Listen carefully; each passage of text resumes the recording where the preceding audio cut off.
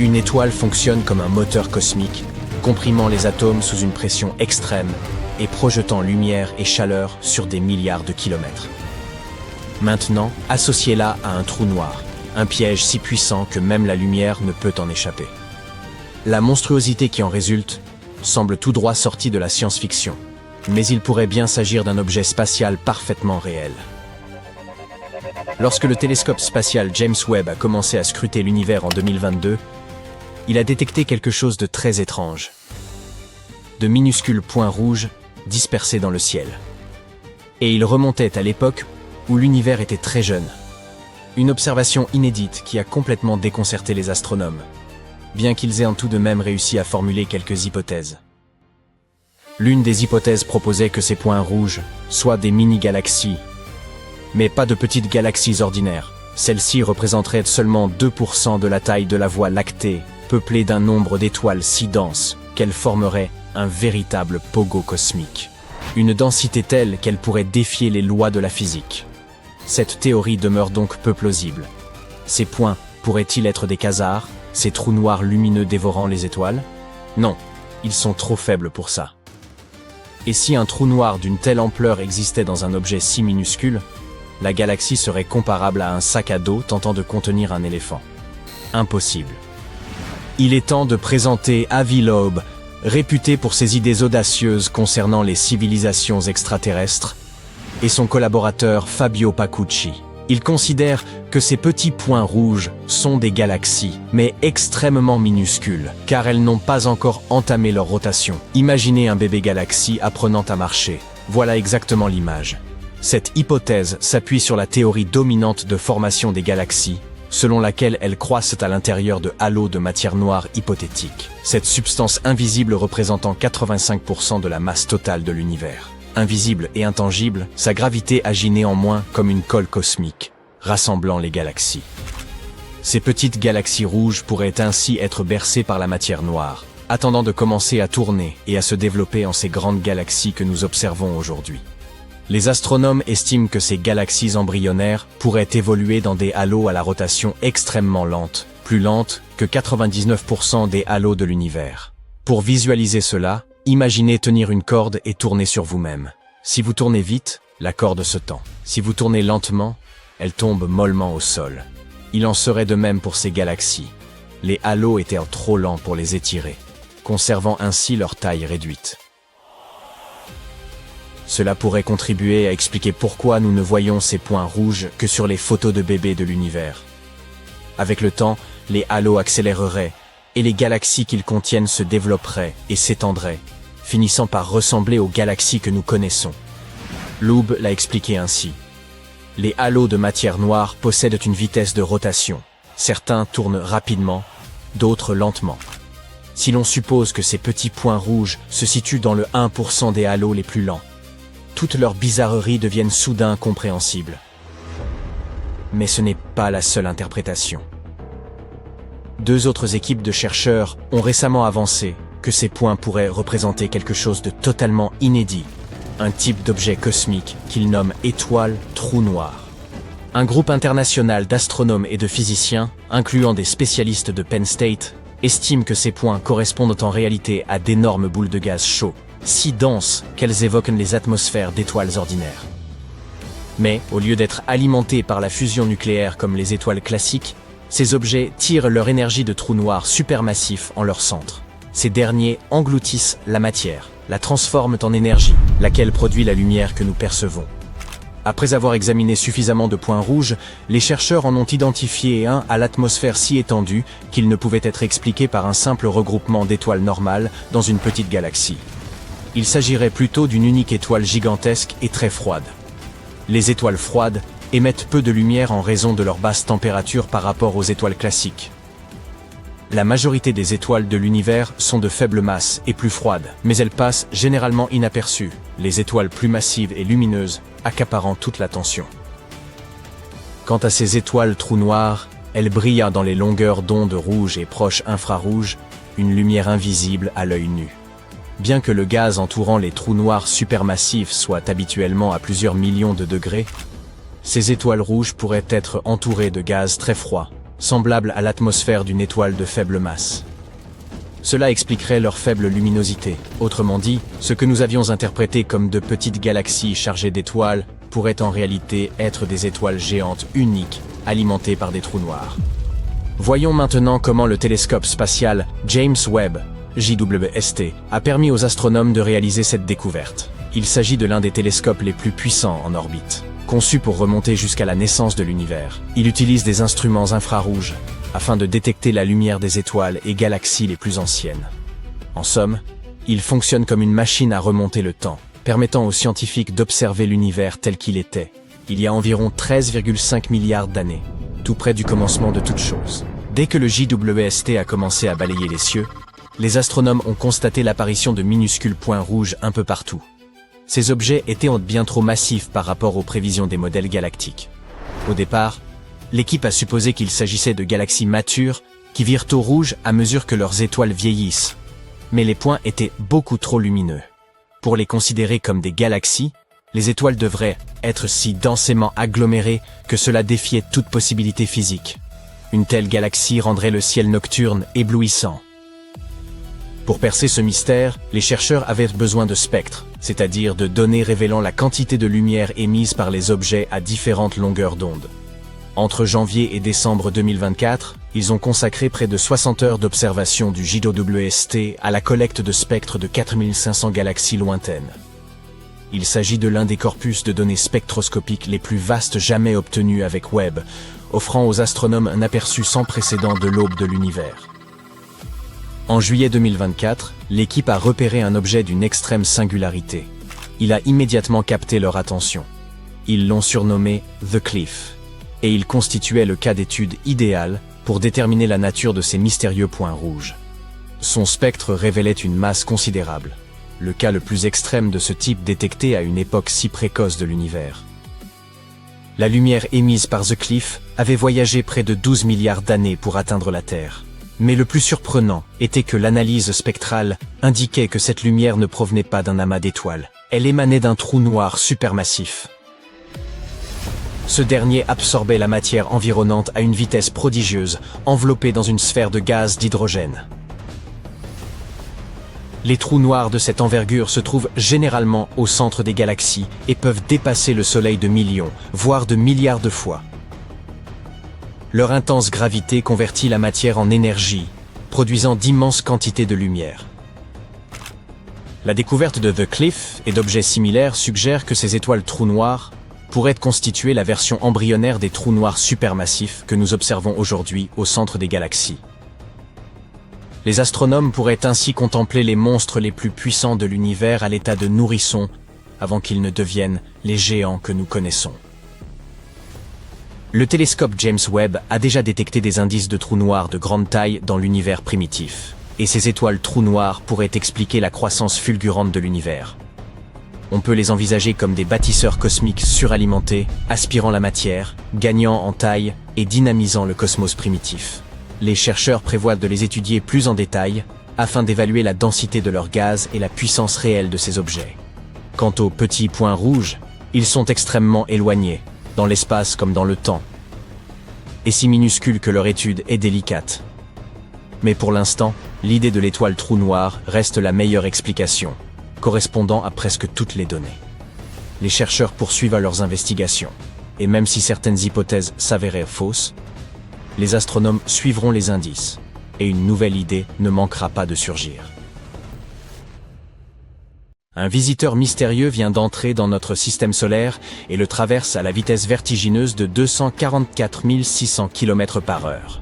C'est plus rapide que tout ce que nous voyons habituellement, et il ne ralentit pas. À quelle vitesse atteindra-t-il la Terre? Et est-ce que ça veut dire que notre monde est condamné? Examinons tout ça. Ce voyageur de l'espace a été détecté pour la première fois par les télescopes qui surveillent constamment notre ciel nocturne et qui portent le nom d'Atlas. Ce système a des yeux à Hawaï, au Chili et en Afrique du Sud. Ils ont repéré cet objet bizarre le 1er juillet, et il se dirige directement vers le Soleil à une vitesse incroyable. Ce qui est encore plus étrange, c'est qu'il vole en ligne droite, ce qui est, pour le dire simplement, très inhabituel. Au début, les scientifiques se sont dit « Tiens, cette chose ne vient pas d'ici ». C'est-à-dire qu'il s'agissait d'un objet interstellaire, un visiteur venant d'une région éloignée de notre système solaire, et qui passe suffisamment vite pour ne pas être capturé par l'attraction du Soleil. Et puis la NASA est intervenue et a donné un nom à cet objet, 3I Atlas. Il s'avère qu'il s'agit très probablement d'une comète, une grosse boule de neige sale qui parcourt l'espace. Impossible de la voir à l'œil nu ou avec un télescope ordinaire, mais heureusement, nous disposons de la diffusion en direct et gratuite des images d'un puissant télescope italien. Vous pouvez donc observer ce mystérieux voyageur filer comme un bolide. Nous n'avons détecté que 2 autres visiteurs interstellaires par le passé. L'un appelé Borisov en 2019 et l'autre en 2017. Vous avez peut-être entendu parler de Oumuamua. Certains pensaient que Oumuamua était un vaisseau spatial issu d'une civilisation extraterrestre. Mais non, c'est juste un étrange rocher. Les scientifiques pensent qu'il y a beaucoup plus de ces visiteurs cosmiques dans le coin, et qu'ils se faufilent sans qu'on les aperçoive. Celui que l'on vient de découvrir prouve cette théorie. Mais comment l'a-t-on repéré exactement? Cela s'est produit le 1er juillet 2025, au Chili. Au moment de son apparition, il était environ 4,5 fois plus éloigné du Soleil que la Terre, et il se déplaçait très vite. Contrairement aux planètes et autres objets spatiaux ordinaires, qui orbitent autour du Soleil en de belles boucles régulières, cette comète se trouve sur une trajectoire hyperbolique, ce qui veut dire qu'elle ne fait que passer. Son orbite est extrêmement étirée. Si cette comète est si difficile à évaluer, c'est parce qu'elle est enveloppée d'un brillant nuage de poussière, ce qui rend difficile de déterminer la taille réelle de son noyau solide. Les scientifiques estiment qu'elle mesure entre 0,8 et 24 km de large. Elle se rapprochera au plus près du Soleil, un point qu'on appelle le périhélie, le 29 octobre 2025, à un peu plus de 1,3 fois la distance entre la Terre et le Soleil. L'une des choses les plus fascinantes à propos de cette comète est qu'elle provient probablement du disque épais, une vieille zone de notre galaxie remplie d'étoiles anciennes. Cela signifie que cette voyageuse pourrait avoir plus de 7 milliards d'années, et qu'elle pourrait être chargée d'une glace d'eau datant des temps les plus reculés. Pour résumer, il s'agit d'une comète rapide et mystérieuse, venue de très loin, et qui pourrait renfermer, caché dans sa glace, de précieux secrets sur les débuts de l'univers. Quoi qu'il en soit, lorsque les scientifiques ont remarqué cette comète, ils se sont d'abord gratté la tête. S'agissait-il d'un autre astéroïde ou de quelque chose de plus inhabituel?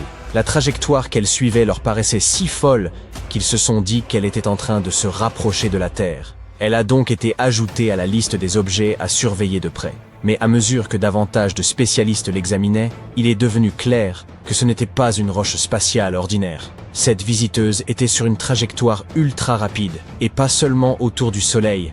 Elle venait de l'extérieur de notre système solaire. Plus tard, il s'est avéré que cette comète, officiellement détectée le 1er juillet, avait en fait déjà été repérée sur des photos antérieures, en mai et en juin. Mais personne ne savait ce que c'était, car elle se cachait dans la région dense et étoilée située près du centre de notre galaxie. C'était donc un peu comme de chercher une luciole dans un feu d'artifice.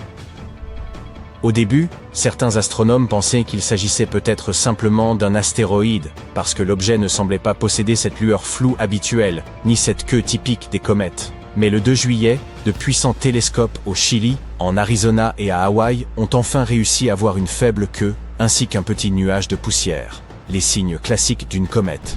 Et une fois confirmé cela, la comète a reçu son nom officiel, 3A Atlas. De nombreux télescopes ont participé à l'obtention d'une meilleure image. L'un d'eux a même repéré une queue longue de 24 144 km. C'est plus long que la distance de New York à Los Angeles.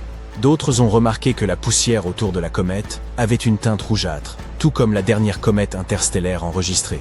Les scientifiques ont même essayé de déterminer si la comète tournait, mais ils n'en ont pas eu la confirmation, car le nuage de poussière cachait son noyau. Le télescope spatial Hubble observera tout cela plus tard en juillet, et les scientifiques du monde entier auront alors accès à ces données, afin que tout le monde puisse en apprendre autant que possible sur ce visiteur cosmique.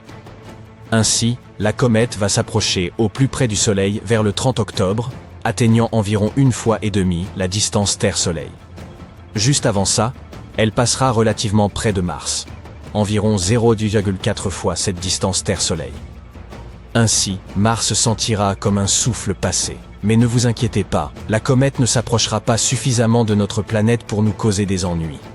En fait, lorsque 3I Atlas s'approchera du Soleil, la Terre se trouvera de l'autre côté de celui-ci. Cela signifie que la comète ne s'approchera pas du tout de nos contrées. Son passage le plus proche de la Terre aura lieu plus tard, en décembre, alors qu'elle sera déjà en train de s'éloigner du système solaire. La NASA indique qu'elle ne s'approchera pas à moins de 1,6 fois la distance entre la Terre et le Soleil. Vous n'avez donc aucun souci à vous faire. Les scientifiques s'intéressent de près à l'origine exacte de 3I Atlas. Une étude récente indique qu'elle proviendrait d'une zone de notre galaxie qu'on appelle le disque épais. C'est là que résident la plupart des étoiles de la Voie lactée. Cependant, ils ne savent toujours pas quelle étoile a envoyé cette comète dans notre direction. L'un des chercheurs dit qu'elle pourrait provenir de plusieurs étoiles différentes, pas seulement des étoiles les plus proches. Cela s'explique par le fait que cette comète est probablement très ancienne. Elle pourrait avoir dérivé dans l'espace pendant des milliards d'années avant de finalement décider de passer nous voir. Les scientifiques pensent qu'elle est entrée dans l'orbite de Neptune en 2023 et qu'elle passera à nouveau près de cette planète en repartant en 2028. En fonction de la manière dont on définit la limite du système solaire, il pourrait falloir des décennies pour que cette visiteuse quitte complètement notre voisinage. Maintenant, pourrait-il être possible que 3I Atlas soit un vaisseau spatial envoyé par une autre civilisation? La réponse est presque certainement non. En 2017, lorsque le premier visiteur interstellaire, Oumuamua, est apparu, certaines personnes se sont dit qu'il s'agissait d'une sonde spatiale déguisée. Cette idée avait pour origine des irrégularités, notamment dans la façon dont il se déplaçait. Quelque chose n'allait pas. Mais 3I Atlas se comporte comme une comète tout à fait normale, aucun mouvement étrange, aucune surprise jusqu'à présent. Pourtant, certains scientifiques sont curieux et veulent vérifier si 3I Atlas présente elle aussi des irrégularités, comme de petites impulsions qui ne seraient pas causées par la gravité. Vous vous demandez peut-être s'il nous serait possible de visiter cette comète. Eh bien, sachez que nous avons envoyé des sondes vers certains rochers spatiaux par le passé, comme lors de la mission Osiris-Rex de la NASA, qui a atterri sur un astéroïde appelé Bennu en 2020, afin de prélever des échantillons et de les rapporter sur Terre. C'était un événement majeur. Les gens ont envisagé de faire la même chose avec d'autres visiteurs interstellaires. Mais pour l'instant, visiter 3I Atlas n'est tout simplement pas possible. C'est une comète sauvage qui passe très rapidement et nous n'avons pas de mission prête ou conçue pour la rattraper. Les astronomes se sont lancés dans une course pour en apprendre le plus possible sur ce visiteur rare avant qu'il ne disparaisse à nouveau. Ils ont jusqu'à la fin septembre pour l'étudier avant que l'éclat du soleil ne vienne le cacher. Mais ensuite, en décembre, quand il réapparaîtra, ils auront une autre chance de l'examiner. De grands télescopes comme l'observatoire Vérace-Rubin, le télescope optique le plus puissant au monde, sont prêts à prendre des photos. Il est même question d'utiliser le télescope spatial James Webb et peut-être même les rovers de la NASA sur Mars pour tenter de l'observer tandis qu'il se dirige vers... Imaginez un objet d'une puissance telle qu'il pourrait désintégrer tous les atomes de votre corps en une fraction de seconde. Cette chose file à travers l'espace sans bruit, ni morte, ni vivante, mais quelque part entre les deux. Si ce monstre terrifiant se dirigeait vers la Terre, nous serions condamnés. Alors, qu'en est-il? Les astronomes ont découvert un objet spatial rapide et puissant qui traverse notre galaxie, la Voie lactée, à plus de 167 000 km/h. C'est bien plus rapide que la fusée la plus rapide jamais construite. Cet objet spatial étrange a reçu le nom d'étoile zombie. La raison, c'est qu'il s'agit du résidu d'une étoile morte il y a très longtemps, mais qui bouge pourtant encore. Cette étoile zombie fait partie de la catégorie des magnétars. Une boule minuscule et super lourde. Elle fait la taille d'une ville, mais est plus lourde que le Soleil. Cela en fait l'un des objets les plus denses de l'espace. Seuls les trous noirs le sont davantage. Hey, n'oublions pas de parler de moi. Les magnétars ont également un champ magnétique incroyablement puissant. Celui de notre zombie est 100 billions de fois plus puissant que celui de la Terre. Tellement puissant même que si ce magnétar s'approchait de la Terre, il effacerait d'un seul coup toutes les cartes de crédit de la planète. Fini les petites emplettes. En outre, si une personne s'approchait trop près d'un magnétar, à environ 965 km plus ou moins, ses atomes en seraient aussitôt désintégrés. Et fini, là encore, les petites emplettes.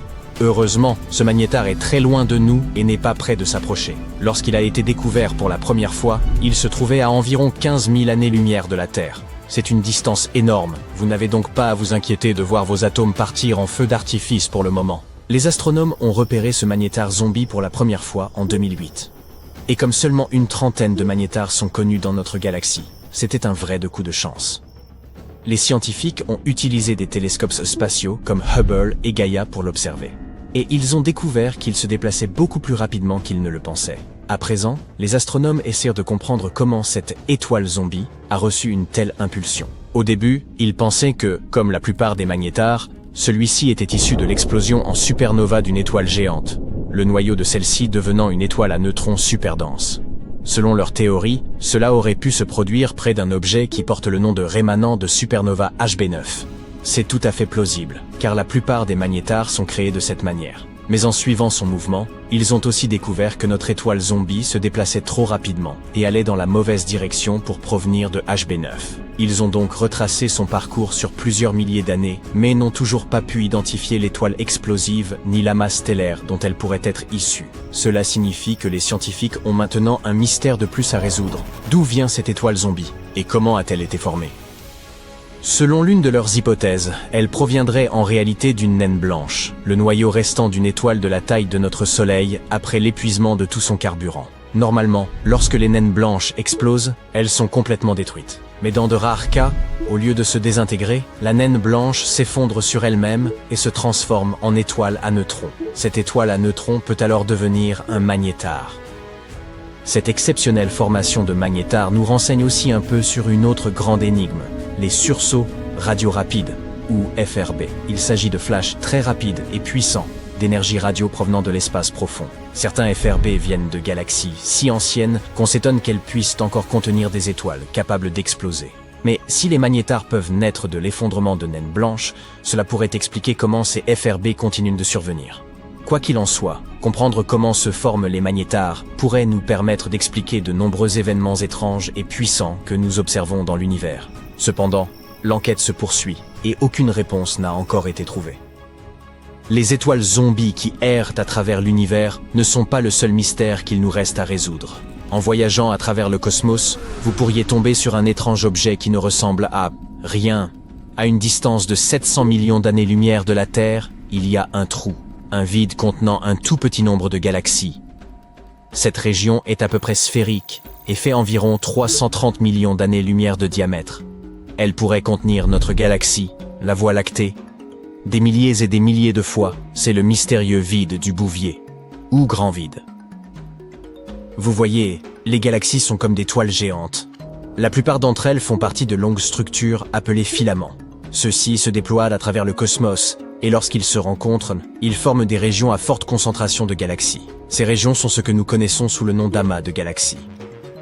Mais entre ces amas et ces filaments, il y a d'énormes vides dans lesquels ne se trouvent que très peu de galaxies. Ces vides constituent presque 80% de l'univers observable, et la plupart d'entre eux sont immenses, de 30 à 300 millions d'années-lumière de large. Le vide du Bouvier est l'un des plus massifs. Il a même remporté le titre de supervide. Les astronomes pensent qu'il pourrait être le résultat de la fusion de plusieurs vides plus petits. Mais qu'est-ce qui a bien pu causer l'apparition de ces gigantesques zones vides ? Nous pourrions trouver une explication dans l'origine de l'univers. Dans ces premiers jours, je n'étais pas encore né, moi. Toute la matière de l'univers était rassemblée de manière assez compacte. Les astronomes pensent même que nous avions là une espèce de soupe uniforme. Mais bientôt, des fluctuations quantiques aléatoires ont commencé à distribuer toute cette matière. Certaines zones sont devenues plus denses et leur attraction gravitationnelle est devenue plus forte. Elles ont commencé à voler de la matière aux régions moins denses. Résultat, elles sont devenues encore plus denses et elles ont attiré de plus en plus de matière. Parallèlement, de petits amas se sont mis à s'éloigner du centre, formant des galaxies. Si vous pouviez visiter l'amas stellaire qui porte le nom de Palomar 5, vous oublieriez à peu près tout des vides, des supervides, et même des étoiles zombies. Au lieu de cela, il vous faudrait vous concentrer sur votre survie, car la région cache, en son sein, un essaim de plus de 100 trous noirs. Et ces trous noirs ne sont pas simplement là à ne rien faire. Ils travaillent, façonnant l'amas en permanence. Palomar 5 est un groupe d'étoiles situé à environ 80 000 années-lumière de la Terre. Normalement, des amas comme celui-ci sont plutôt denses, avec des étoiles toutes serrées les unes contre les autres. Mais Palomar 5 est différent. Il est étendu et possède une énorme queue d'étoiles qui s'étire sur 30 000 années-lumière. Cette magnifique queue porte le nom de courant stellaire. C'est comme si les étoiles ruisselaient de l'amas, créant une longue rivière de lumière. Les courants stellaires comme celui-ci sont rares et difficiles à étudier. Les amas globulaires comme celui-ci sont extrêmement vieux. Certains sont presque aussi anciens que l'univers lui-même. Mais Palomar 5 se distingue également par le fait qu'il est le seul amas à posséder encore un courant stellaire, du moins à notre connaissance. Et ce sont les trous noirs présents au sein de l'amas qui pourraient être responsables de cela. Ils exercent en effet une attraction sur les étoiles, perturbant leurs orbites et les projetant vers l'extérieur, ou devrais-je dire les propulsant, je ne sais pas. Quoi qu'il en soit, ces étoiles composent le courant stellaire. Au fil du temps, de plus en plus d'étoiles sont expulsées. Palomar 5 a bien plus de trous noirs que prévu. Environ 20% de la masse de cet amas est constituée de trous noirs. Il y en a plus de 100, chacun ayant environ 20 fois la masse de notre Soleil. Bien sûr, Palomar 5 ne durera pas éternellement. Dans environ 1 milliard d'années, il se désintégrera complètement.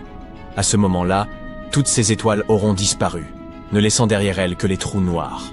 Ceux-ci orbiteront autour de la Voie lactée, tel un vestige fantomatique. Bien que cet amas soit relativement effrayant, il existe quelque chose d'encore plus inquiétant dans l'espace observable. Les épais nuages de gaz et de poussière appelés nébuleuses. L'une des plus étranges est probablement NGC 2392, située à 5000 années-lumière de la Terre dans la constellation des Gémeaux. Elle a été découverte il y a plus de 200 ans et est devenue célèbre en raison de sa curieuse apparence. C'est essentiellement un disque de matière avec un anneau d'objets en forme de comète. Les queues de ces objets s'éloignent de l'étoile située au centre de la nébuleuse. Les bandes oranges dans la partie externe du nuage s'étendent sur des années-lumière dans toutes les directions. Le centre ressemble à une pelote de ficelle, mais en réalité, c'est une bulle de matière projetée dans l'espace par le vent de matière produit par l'étoile centrale. Incroyable. À une vitesse fulgurante, cet objet mystérieux traverse notre galaxie à près d'1,6 million de kilomètres à l'heure. Sa rapidité est telle qu'il pourrait même échapper à l'emprise gravitationnelle de la Voie lactée. Tandis que les scientifiques s'efforcent d'élucider la nature exacte de cette curiosité cosmique, lançons-nous dans l'espace pour mieux en comprendre les mystères. L'objet en question, CEWIS J1249, évolue actuellement à une distance de 400 années-lumière de la Terre. Observons-le de plus près pour déterminer s'il pourrait être une sonde errante. Cela semble peu probable en raison de sa taille impressionnante. Il est 30 000 fois plus massif que la Terre et représente 8% de la masse du Soleil. Une telle masse le classe dans une catégorie que le Dr Darren Baskill, enseignant en astronomie à l'université du Sussex, décrit comme située entre une étoile et une planète. Les étoiles capables d'atteindre des vitesses aussi phénoménales sont extrêmement rares. Seules 1 ou 2 étoiles sur 1000 dans notre voisinage galactique atteignent une telle rapidité. Si vous deviez un jour en observer une se déplaçant aussi vite que cette énigme cosmique, vous la verriez quitter la Voie lactée en à peine quelques dizaines de millions d'années, un clin d'œil en termes de temps cosmique. Rappelons que de telles étoiles peuvent subsister pendant des dizaines de milliards d'années. Bien que le mystérieux CEWIS J1249 ne voyage qu'à 0,001% de la vitesse de la lumière, sa vélocité reste suffisamment élevée pour potentiellement échapper à l'attraction gravitationnelle de notre galaxie et filer dans l'espace intergalactique. Pour mieux saisir l'ampleur de sa vitesse, sachez que J1249 dépasse de 2,6 fois celle de la sonde spatiale la plus rapide jamais lancée, la sonde solaire Parker, qui atteignit son pic de vitesse en juin 2024 en orbitant autour du Soleil. J1249 a été découvert par des bénévoles du projet Backyard Worlds, Planète 9 de la NASA. Ces chercheurs analysent les images rapportées par les missions Wide Field Infrared Explorer et NEOWISE, scrutant tous signes dignes d'intérêt.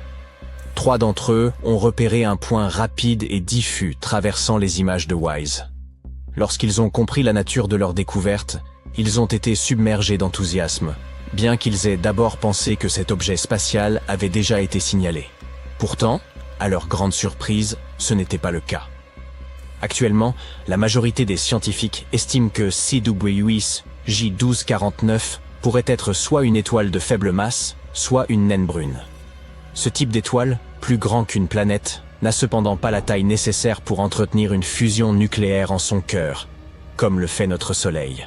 En d'autres termes, ces astres n'ont pas une masse suffisante pour que leur noyau puisse brûler son carburant stellaire et rayonner. C'est pour cette raison que les naines brunes, souvent qualifiées d'étoiles ratées, sont plus petites et plus froides que le Soleil. Elles présentent même des atmosphères complexes, similaires à celles des planètes, comportant notamment des nuages et des molécules telles que l'eau. Afin de vérifier cette hypothèse, les astronomes ont poursuivi leurs observations à l'aide de télescopes terrestres.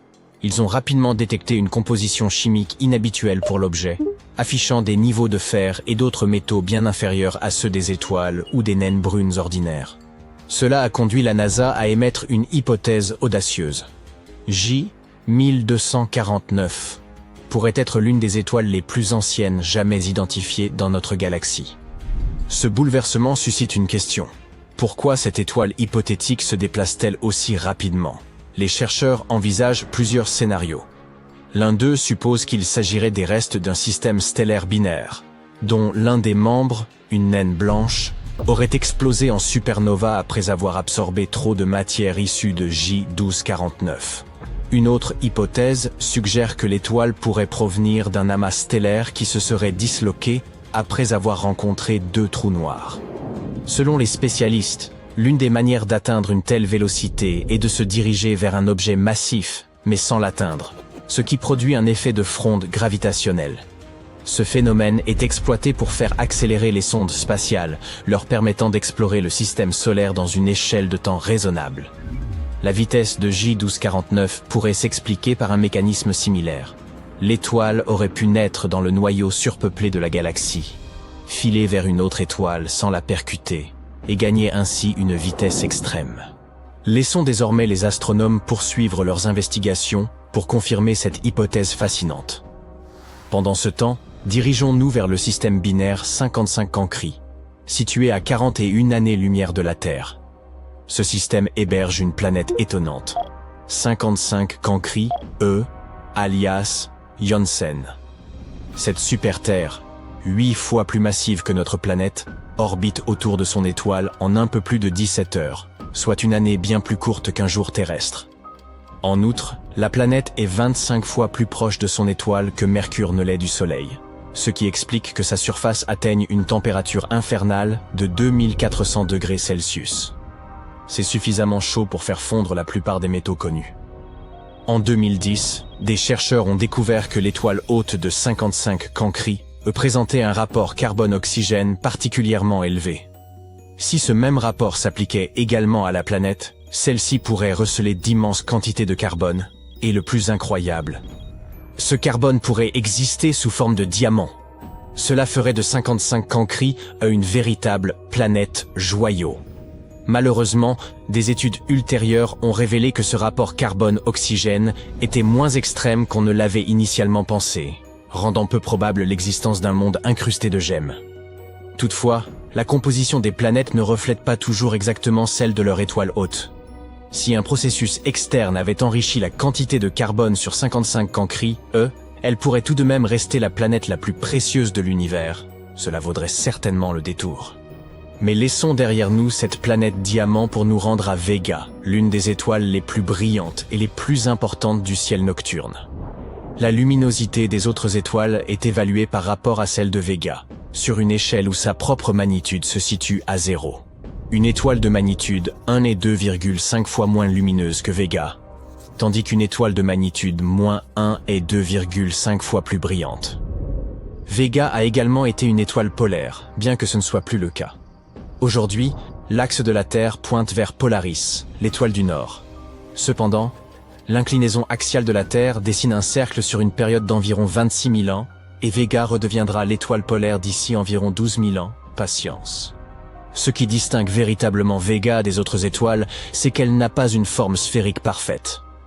Contrairement au Soleil, qui tourne lentement et est pratiquement sphérique, Vega effectue une rotation complète en seulement 12 heures et demie. Cette rotation rapide provoque un renflement équatorial, lui donnant une apparence ovoïde. Et maintenant, préparez-vous à la rencontre la plus périlleuse de toutes. Mais avant cela, un avertissement s'impose. Bien que l'espace soit d'une immensité inconcevable, il est extrêmement peu densément peuplé. La densité moyenne de l'univers équivaut à 6 protons dans un volume d'1 mètre cube. Certaines régions, appelées vides ou supervides, contiennent encore moins de matière. Ces zones sont colossales. Elles peuvent s'étendre sur 30 à 300 millions d'années-lumière, et presque rien ne s'y trouve. On trouve également dans l'univers des endroits où le temps et l'espace se déforment de façon à défier toute compréhension humaine, comme les systèmes de trous noirs binaires, où deux trous noirs massifs gravitent autour l'un de l'autre avant de finir par fusionner. À mesure qu'ils se rapprochent en spirale, ils émettent de puissantes ondes gravitationnelles qui se propagent à travers l'espace-temps. La première détection de ces ondes a été réalisée en 2015 par le Laser Interferometer Gravitational Wave Observatory, LIGO, lorsqu'il a enregistré la collision finale d'une paire de trous noirs. Durant les 20 millisecondes précédant la fusion, ces trous noirs ont libéré plus d'énergie gravitationnelle que la totalité de l'énergie émise par toutes les étoiles de l'univers observables pendant la même période. Mais l'univers a bien plus à offrir. En explorant davantage, vous pourriez tomber sur des exoplanètes comme Coro T7b, où des nuages de roches se forment et déversent des pluies de pierres, ou KILT 9b, la planète la plus chaude connue, avec des températures de surface atteignant les 4300 degrés Celsius, ou encore TRET 2b, la planète la plus sombre jamais découverte. Elle absorbe plus de 99% de la lumière qu'elle reçoit, la rendant plus noire que le charbon. Ainsi, à l'échelle vaste et presque insondable du cosmos, des objets rapides et mystérieux, des planètes étranges et des vides immenses nous rappellent combien il reste encore à découvrir de l'univers. Y a-t-il de véritables monstres de l'espace autour de nous?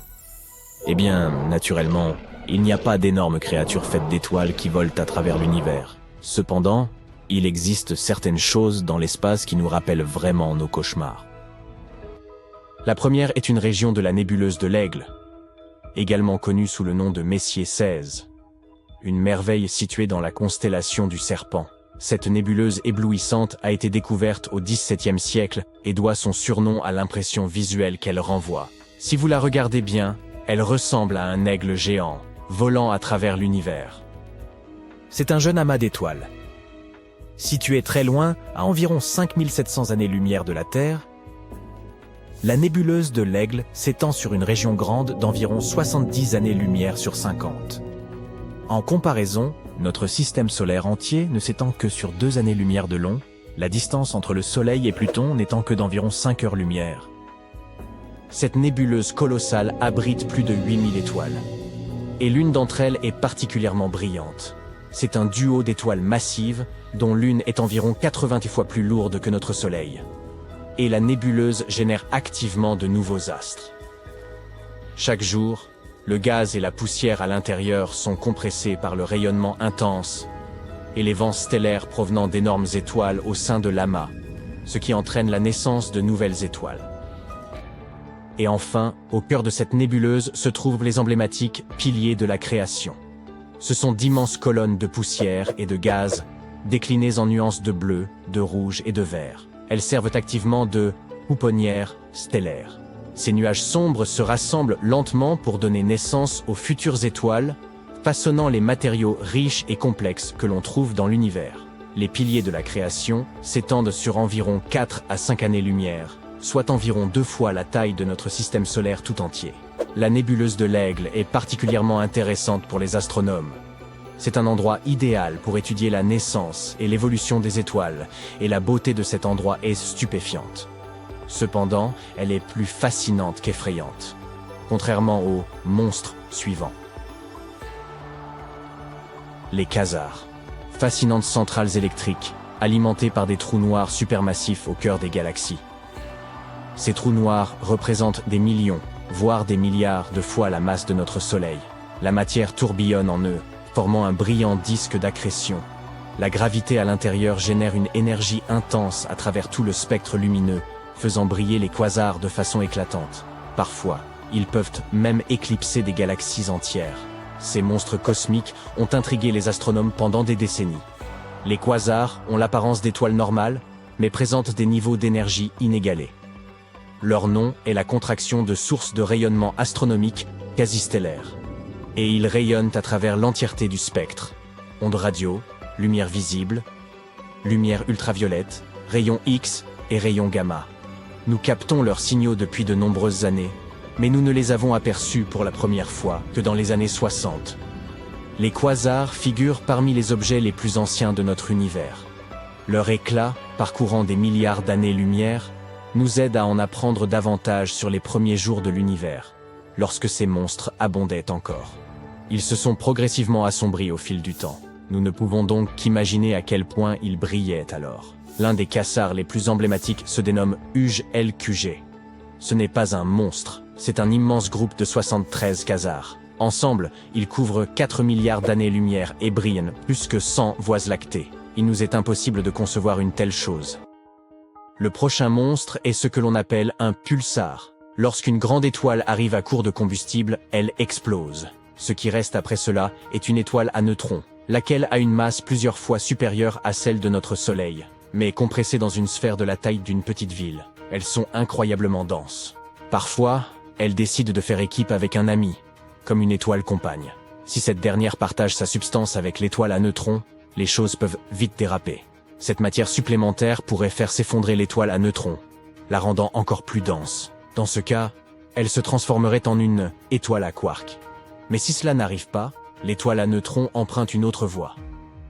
Cette incroyable densité signifie que les protons et les électrons de l'étoile s'effondrent les uns sur les autres, formant une mer de neutrons, des particules sans charge électrique. C'est à ce moment que naît ce qu'on appelle un pulsar.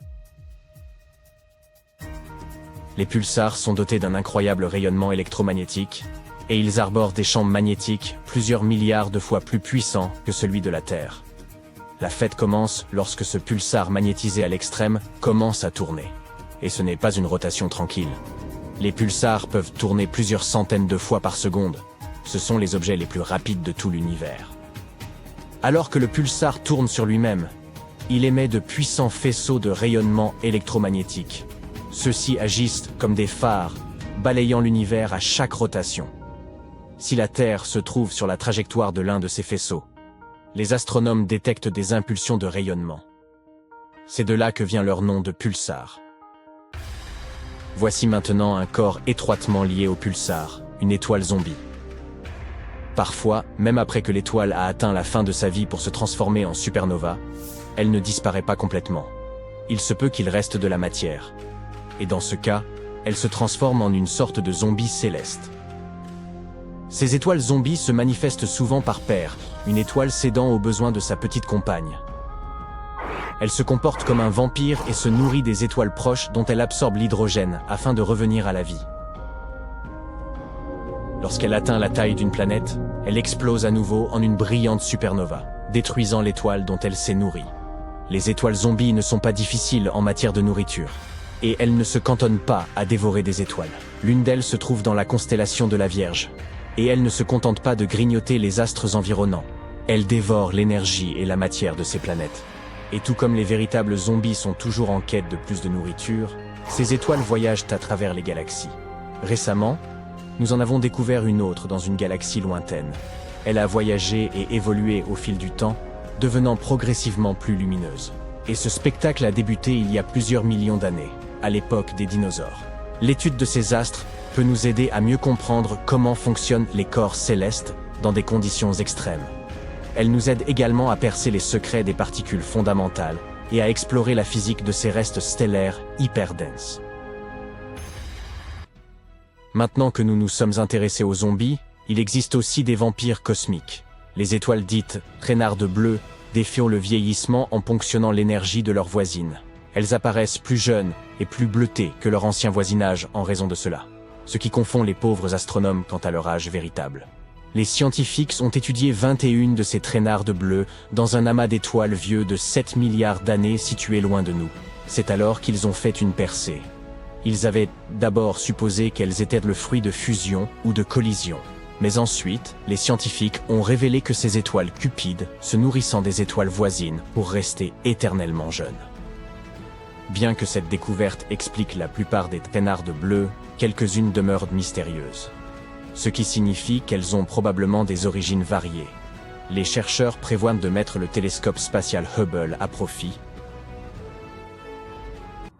pour détecter leurs compagnonnes cachées et en apprendre davantage sur elles. Notre dernier monstre est un véritable léviathan électrique. En 2011, les astronomes ont découvert un jet colossal, jaillissant d'une galaxie au nom fort pratique de 3C303. Elle se situe à 2 milliards d'années-lumière. Ce qui a rendu cette découverte véritablement survoltée était son courant électrique. Un incroyable trillion d'ampères. Pour comparaison, une ampoule ordinaire peut à peine atteindre 1 ampère. Cela équivaut à 1000 milliards d'éclairs. Ce jet, alimenté par un trou noir supermassif au cœur de la galaxie, s'étend sur plus de 150 000 années-lumière, dépassant l'envergure de la Voie lactée. Cette galaxie peu lumineuse, observée pour la première fois dans les années 80, est restée cachée pendant longtemps. Nous ne l'avons découverte qu'à force de capter différentes longueurs d'onde. D'ordinaire, ces jets émergent de galaxies comprenant des trous noirs supermassifs en activité. Seuls environ 10% présentent des jets visibles qui recrachent de la matière. Le secret du courant record de cette petite galaxie réside dans l'hyperactivité de son trou noir. Celui-ci génère un champ magnétique intense, lequel donne naissance à ce léviathan électrique. Ainsi, non seulement avons-nous découvert le courant électrique le plus puissant de l'univers, mais cela nous a également donné une occasion rare de nous pencher sur l'un de ces jets cosmiques. Les scientifiques continuent de perfectionner leur équipement pour l'étudier plus en détail, afin que nous puissions en apprendre davantage à son sujet. Dans une galaxie lointaine, très lointaine, nous avons découvert l'objet le plus lumineux jamais observé. ASN 15LH. Les astronomes étaient perplexes et se demandaient quel genre de monstre pouvait produire une quantité d'énergie aussi stupéfiante. Mais au moment où ils pensaient avoir résolu cette énigme cosmique, l'objet a disparu dans les profondeurs de l'espace, ne laissant derrière lui qu'un vague souvenir et quelques astronomes déconcertés. Avance rapide jusqu'à aujourd'hui, et il semble que l'univers ait décidé de nous jouer un tour cosmique. Oui, mesdames et messieurs, ASN 15LH est de retour. Et cette fois, il est encore plus lumineux que jamais. Alors, jetons un coup d'œil à cet objet spatial brillant de 1000 feux.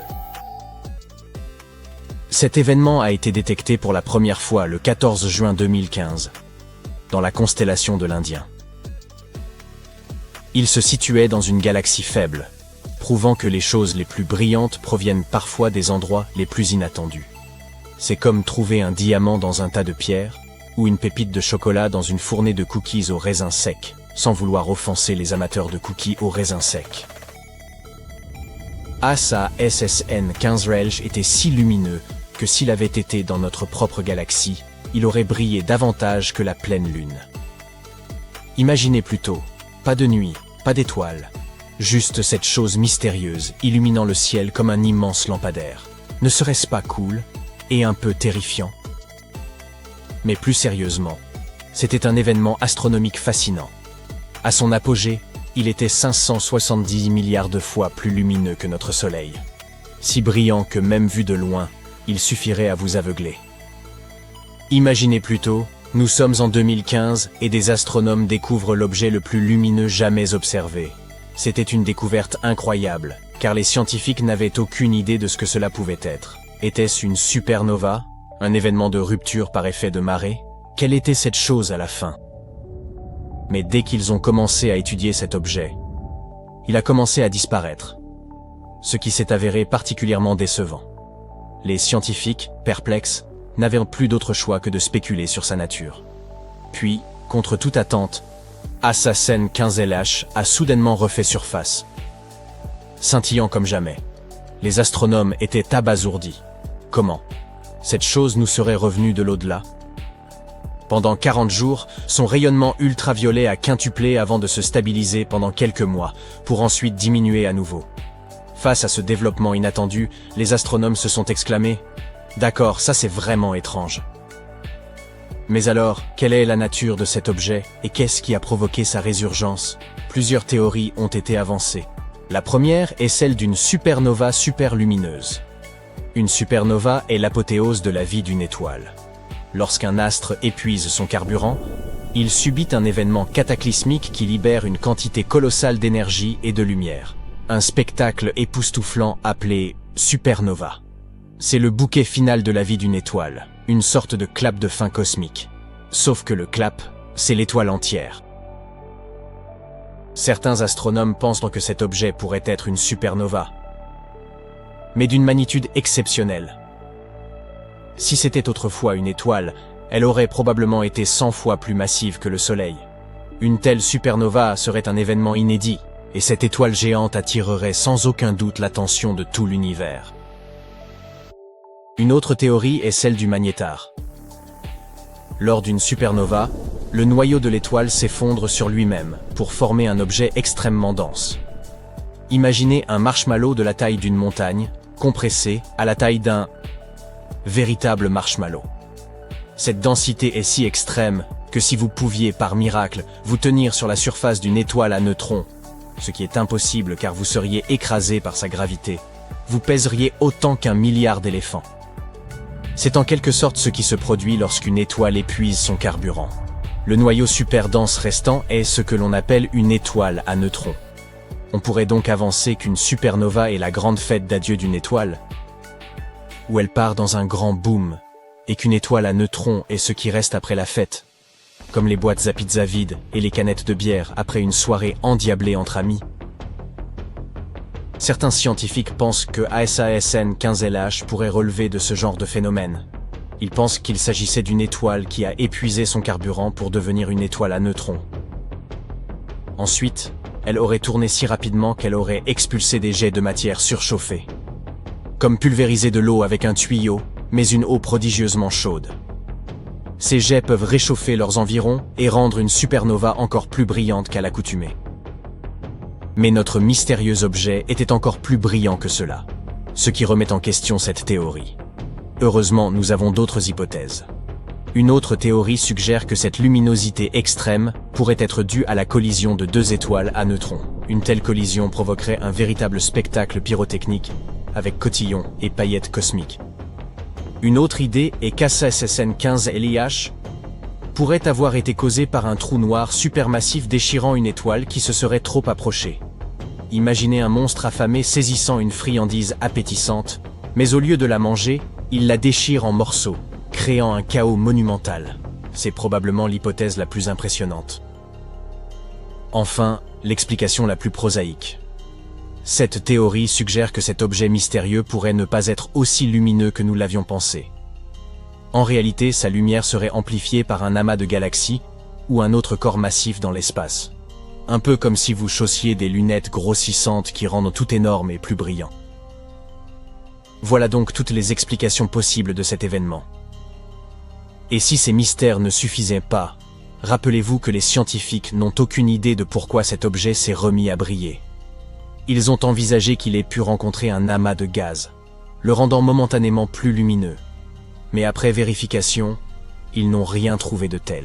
Ça fait donc 2-0 en faveur de l'étrange objet lumineux. En d'autres termes, ASASN 15LH demeure un mystère.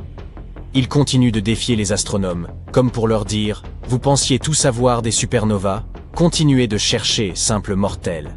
Et ce n'est pas le seul mystère de notre univers. Il y a une multitude de phénomènes que les scientifiques ne peuvent toujours pas expliquer. Par exemple, avez-vous entendu parler de la matière noire ? Non, ce n'est pas un groupe de particules gothiques, mais quelque chose d'encore plus mystérieux. La matière noire constitue environ 27% de l'univers. Pourtant, nous ne pouvons ni la voir, ni la toucher, ni la goûter, bien qu'elle soit omniprésente.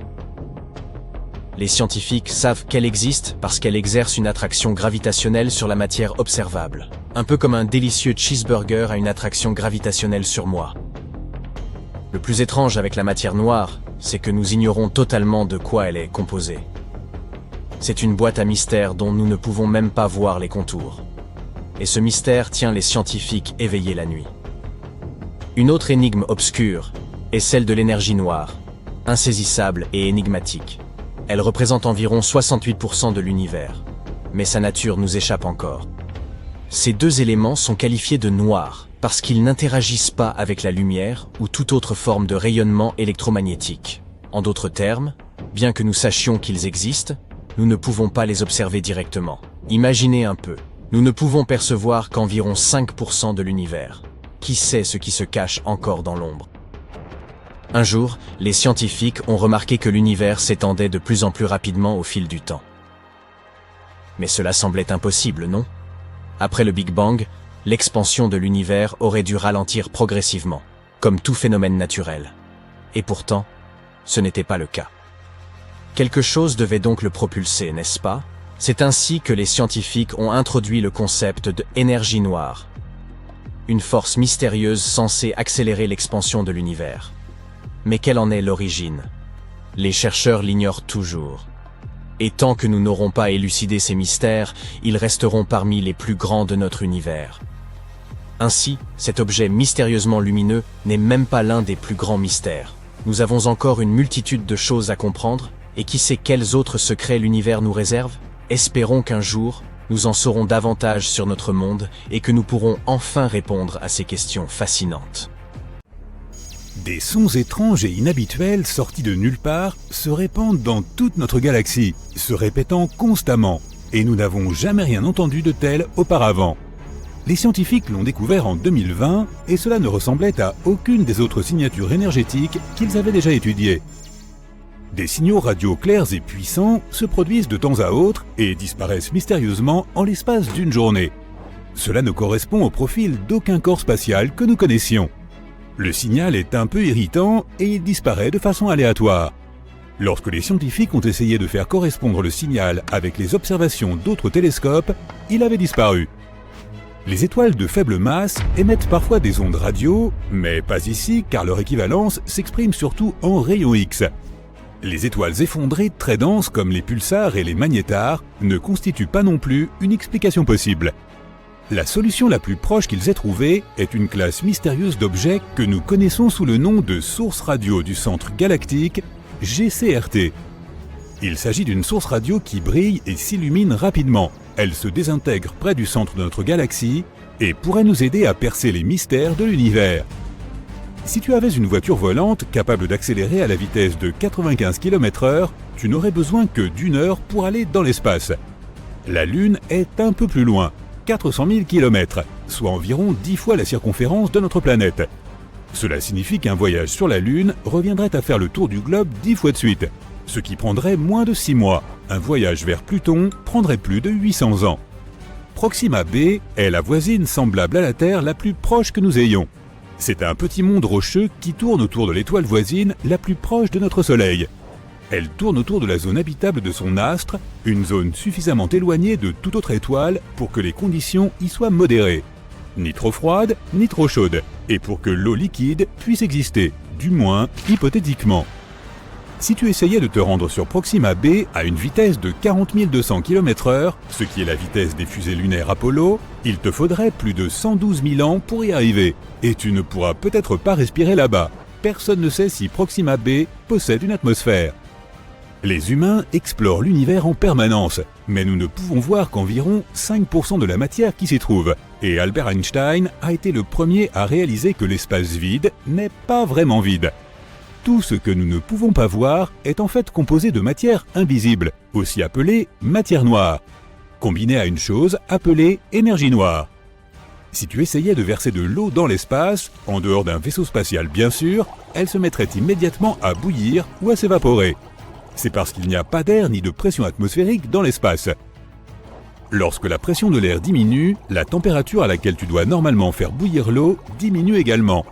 Cela signifie que l'eau bout beaucoup plus vite au sommet d'une montagne qu'au niveau de la mer par exemple. Il n'y a pas de pression atmosphérique dans l'espace.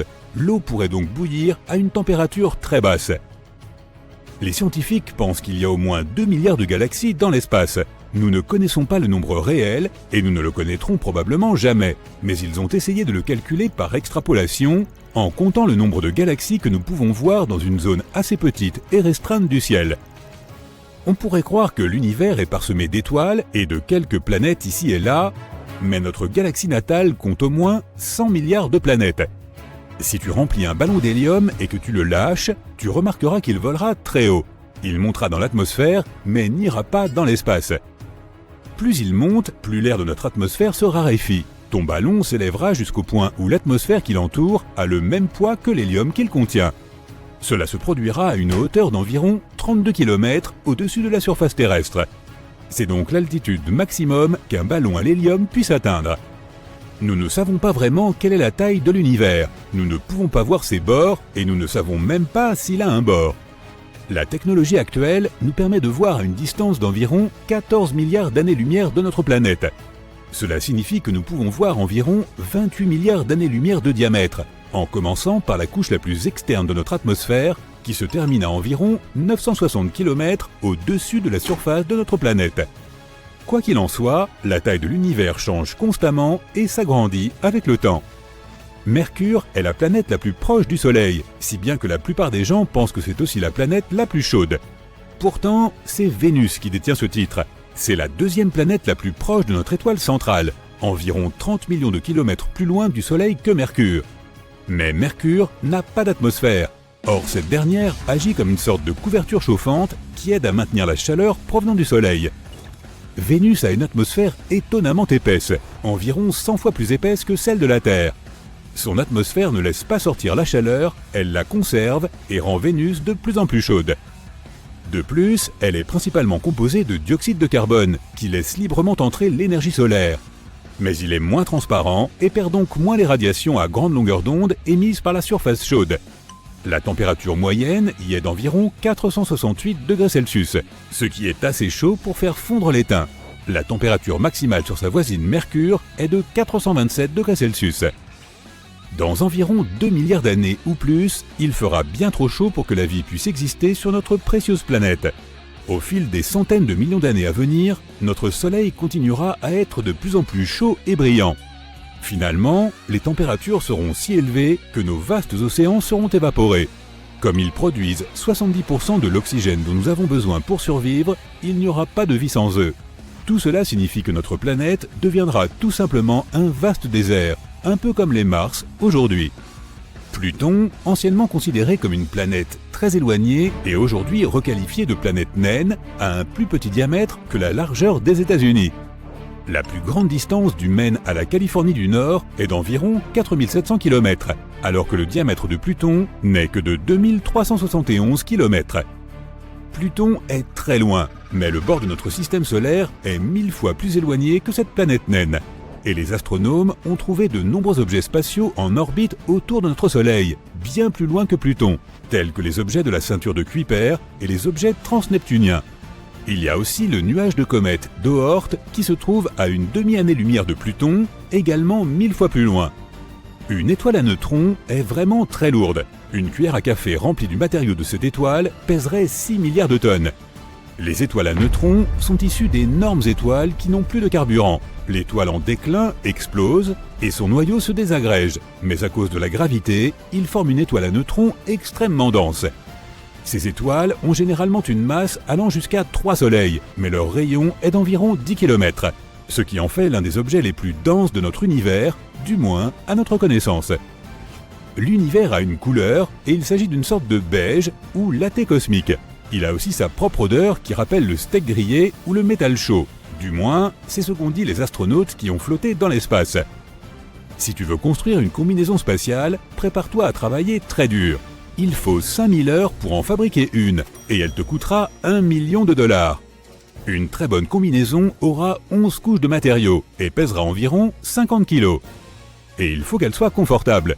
Tu auras besoin de plus d'espace à l'intérieur, car tu grandis de 5 cm dans l'espace.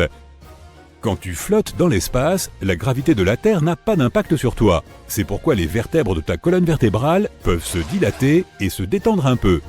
Ce qui signifie que tu seras peut-être 3% plus grand. Pour une personne d'1,80 m, cela représente environ 5 cm supplémentaires. Ne t'inquiète pas, ce n'est pas permanent. Dès que tu redescendras sur Terre, tu retrouveras ta taille normale en quelques mois. L'espace n'est pas la meilleure option si tu veux avoir une conversation avec ton ami, car là-haut, le son ne se déplace pas du tout. Les molécules y sont si éloignées les unes des autres que les vibrations sonores ne peuvent pas les atteindre. Ce qui signifie qu'elles ne peuvent pas vibrer et donc que nous ne pouvons pas les entendre. Les films ont donc raison à ce sujet, personne ne pourrait t'entendre crier dans l'espace. Nous vivons en quelque sorte à l'intérieur de notre Soleil.